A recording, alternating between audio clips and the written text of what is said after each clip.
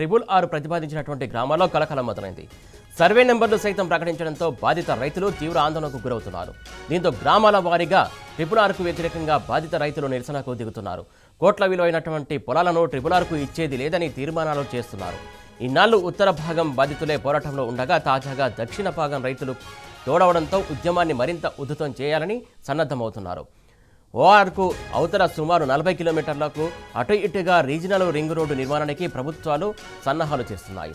కేంద్ర ప్రభుత్వ సహకారంతో రాష్ట్ర ప్రభుత్వం 666ను ముందుకు తీసుకుపోవాలని లక్ష్యంగా పెట్టుకుంది. ప్రతిపాదిత అలైన్మెంట్లో కొందరు రైతులు తమ పూర్తి భూమిని కోల్పోతుండటంతో ఆయా కుటుంబాల్లో కంటి మీద కునుకు కరువైంది. ఇప్పటికే గ్రామాల వారీగా పలు చోట్ల స్వచ్ఛందంగా రోడ్లెక్కి 666కు భూములు ఇవ్వబోమని స్పష్టం చేస్తున్నారు. బాధిత రైతులంతా గ్రామాల వారీగా కమిటీలు ఏర్పడుతున్నాయి. ఇందులో అన్ని రాజకీయ పార్టీల నేతలతో పాటు రైతు సంఘాల నేతలను బాధిత రైతులు ఉంటున్నారు.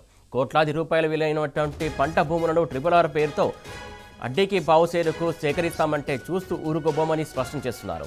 అందుకే అవసరం లేని 666కు తమ భూములు ఇవ్వబోమని తీర్మానాలు చేస్తున్నారు.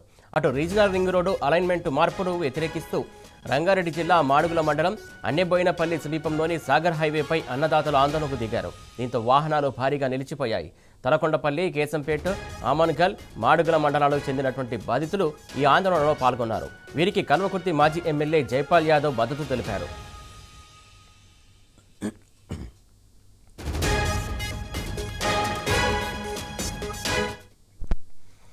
దీనికి సంబంధించి తాజా అప్డేట్స్ మా కరెస్పాండెంట్ శేఖరాచార్య అందిస్తారు. శేఖరాచార్య చెప్పండి.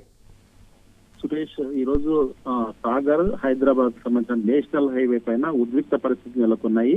దీనికి సంబంధించి 666 అలైన్మెంట్ మార్పు ఏదైతే కాంగ్రెస్ ప్రభుత్వం వచ్చాక మార్పు చేసిందో ఆ మార్పునంతా కూడా వ్యతిరేకిస్తూ ఇక్కడ ఉండేటువంటి కల్వకుర్తి నియోజకవర్గంలో ఉండేటువంటి మాడుగుల, ఆమన్గల్, తలకొండపల్లి, పక్క నియోజకవర్గాలు చూసినట్టయితే కేశంపేట, ఇటు చూస్తే దేవరకొండకు సంబంధించినటువంటి కొన్ని మండలాలు కూడా ఈ 666 అలైన్మెంట్ మార్పుతో చాలా మంది పేద రైతుల భూములు పోతున్నాయని చెప్పేసి కూడా వాళ్ళు కొద్ది రోజుల నుంచి కూడా ఆందోళనలు చేసినటువంటి పరిస్థితి కనిపించింది. వివిధ రూపాల్లో వాళ్ళు ఇప్పటికే ఆందోళన చేశారు, నిరసనలు తెలిపారు. అంటే ప్రధాన రహదారులన్నీ కూడా దిగ్బంధం చేశారు. అక్కడ స్థానికంగా ఉండేటువంటి అధికారులకు కూడా ఫిర్యాదు చేసినటువంటి పరిస్థితి. ఎవరికి ఫిర్యాదు చేసినా ఏం చేసినప్పటికీ కూడా ఎవరు కూడా ఆ మార్పుకు సంబంధించి వాళ్ళ భూములు కాపాడలేని పరిస్థితుల్లో ఉన్నట్టు వాళ్ళు ఒక్కసారిగా ఆగ్రహం వ్యక్తం చేస్తూ ఈ రోజు అన్ని ఎవరైతే భూమి పోతుందో ఆ బాధితులంతా కలిసి ఇక్కడ మాడుగుల మండలం అన్నెబోయినపల్లి సమీపంలో ఉండేటువంటి సాగర్ హైవే పైన వాళ్ళు రోడ్డు పైకి వచ్చి ధర్నా చేద్దామని వాళ్ళు వస్తున్నటువంటి క్రమంలో అప్పటికే సమాచారం అందుకున్నటువంటి పోలీసులు భారీగా మోహరించి వాళ్ళ వాహనాలు తీసుకొని వచ్చి ముందుగానే వచ్చేసి రోడ్డు పైకి రాకుండా చాలాసేపు కూడా అడ్డుకున్నటువంటి పరిస్థితి కనిపించింది. అక్కడ ఉద్రిక్త పరిస్థితులు నెలకొన్నాయి. పోలీసులకు బాధితులకు మధ్య వాగ్వివాదంతో పాటు తోపులాట కూడా జరిగినటువంటి పరిస్థితి కనిపించింది. దీంతో పాటుగా వీరికి బీఆర్ఎస్ కల్వకుర్తి మాజీ ఎమ్మెల్యే జైపాల్ యాదవ్ తో పాటు బీఆర్ఎస్ నేతలతో కూడా వాళ్లకు ఎవరైతే బాధితులు ఉన్నారో వాళ్ళకు మద్దతు తెలిపినటువంటి పరిస్థితి కనిపించింది. అయితే అక్కడ హైవే మీదకి ఎక్కుతున్నటువంటి క్రమంలో పోలీసులు ఒక్కసారిగా హైవే ట్రాఫిక్ జామ్ కాకూడదన్న ఉద్దేశంతోనా లేదా ప్రభుత్వ ఇన్స్ట్రక్షన్స్ తోనా ఏదైతే కానీ మొత్తానికైతే అక్కడ వచ్చినటువంటి బాధితులు ఎవరైతే రైతులు ఉన్నారో రైతులందరినీ కూడా ఈడ్చుకుంటూ తీసుకెళ్లి వాళ్ళ వాహనాల్లో విజువల్స్ లో చూస్తున్నాం. ప్రధానంగా ఏదైతే పోలీసులు చేస్తున్నటువంటి వాళ్ళ యొక్క జులుం చూస్తున్నాం, ఎలాంటి ప్రదర్శిస్తారో వీళ్ళైతే ఏదైతే శాంతియుతంగా వారి యొక్క నిరసన వ్యక్తం చేస్తున్నారు ఆ క్రమంలో ఆ ఇష్టానుసారంగా లాక్కెళ్లడం కావచ్చు, ఎత్తికెళ్లడం కావచ్చు చూస్తా ఉన్నాం. అసలు అది ఎట్లా అనుకోవాలి మనం? అంటే ఆ విజువల్స్ ద్వారా మనకు క్లియర్ గా కనిపిస్తా ఉంది. వాళ్ళు శాంతియుతంగా తమ 666కి సంబంధించి భూములు ఇవ్వము, మా భూములు మాకే ఉండాలి అన్న నినాదాలతో ప్రభుత్వము ఇది మంచి పద్ధతి కాదన్న నినాదాలతో వాళ్ళు శాంతియుతంగానే రోడ్డు మీదకి వచ్చి వాళ్ళ నిరసన తెలిపేటువంటి క్రమంలో పోలీసులు పెద్ద మొత్తంలో వచ్చి వాళ్ళ బలగాలతో వచ్చేసి ఈడ్చుకెళ్తున్నటువంటి పరిస్థితి కనిపించింది. అయితే వాళ్ళ బాధను కవర్ చేస్తున్నటువంటి మనము టీ న్యూస్ ఏదైతే ఉందో కవర్ చేస్తున్నటువంటి క్రమంలో అంటే సైడ్ రోడ్డు సైడ్ కు దిగి కూడా కవర్ చేస్తున్నటువంటి క్రమంలో పోలీసుకు సంబంధించినటువంటి ఒక అధికారి వచ్చేసి అసలు ఇక్కడ మాట్లాడించకూడదు అంటే లైవ్ లో ఉన్నటువంటి దాన్ని కూడా చూడకుండా పక్కకు నెట్టేస్తున్నటువంటి విజువల్స్ కూడా మనం చూస్తా ఉన్నాం. అయితే ఈ పోలీసులు ఒక్కటే వాళ్ళ ప్రభుత్వ పెద్దలు ఏదైతే ఇన్స్ట్రక్షన్స్ చేశారో ఎక్కడ కూడా రోడ్లు ఎక్కకూడదు, 666 బాధితులు అంటే ప్రభుత్వం చెప్పిందే వినాలి, లేదంటే పోలీసులకు కూడా ఒకవేళ వాళ్ళు ప్రభుత్వం చెప్పింది వినకపోతే వాళ్ళకి ఏం పనిష్మెంట్ ఉంటుందో ఏమో కానీ మొత్తానికైతే అక్కడ రోడ్లు ఎక్కకుండా అక్కడ బాధితులు అని చూడకుండా మహిళలని చూడకుండా పార్టీ నాయకులని చూడకుండా అందరినీ కూడా అంటే ఎవరి ఇష్టాన రీతిలో వాళ్ళని ఈడ్చుకెళ్లి వాహనాల్లో ఎక్కించి ఆచారం పోలీస్ స్టేషన్ తీసుకెళ్లినటువంటి పరిస్థితి కనిపిస్తుంది.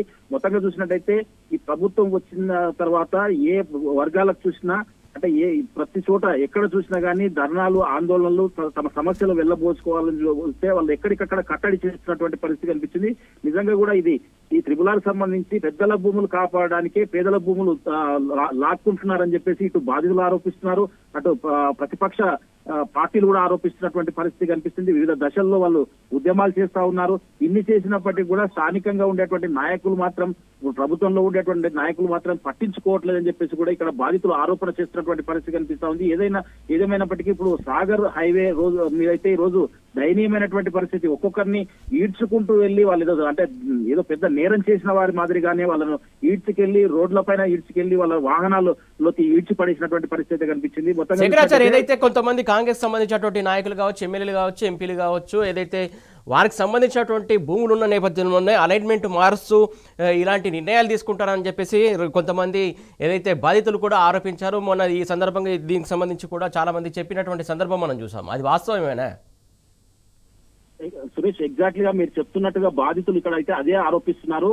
కేవలం పెద్దవాళ్ల భూములు కాపాడడానికే ఇప్పుడు కాంగ్రెస్ అధికారంలో ఉన్నటువంటి నాయకుల భూములు అటువైపు ఉన్నాయి కాబట్టి వాళ్ళ భూములు కాపాడుకోవడానికి అలైన్మెంట్ మార్చారని చెప్పేసి గతంలో కొంతమంది మాత్రం గతం బీఆర్ఎస్ ప్రభుత్వం చేసినటువంటి అలైన్మెంట్ కేవలం సాగుకు యోగ్యంగా లేనటువంటి భూములు, తర్వాత గుట్టలు రాళ్ళు ఉన్నటువంటి భూములు, తక్కువ రైతులకు నష్టం జరిగేటువంటి భూములను అప్పుడు సెలెక్ట్ చేస్తే ఇప్పుడు కేవలం ఎక్కువ సన్నకారు చిన్నకారు రైతులు, పెద్ద మొత్తంలో రైతులు, సన్నకారు రైతులు నష్టపోయే విధంగా ఇప్పుడు అలైన్మెంట్ తయారు చేశారని చెప్పేసి దీనివల్ల రింగులు ఈ త్రిపులార్ రోడ్ అయితే ఉంది వంకలుగా తిప్పుకుంటూ పోయారని చెప్పేసి అది కేవలం పెద్దల భూములు కాపాడడానికే ఈ రకంగా చేశారని చెప్పేసి మా పొట్టగొట్టడానికి ఇదంతా చేశారని చెప్పేసి కూడా బాధితులు ఆరోపిస్తున్నటువంటి పరిస్థితి కనిపిస్తా ఉంది, స్పష్టంగా కనిపిస్తా ఉంది.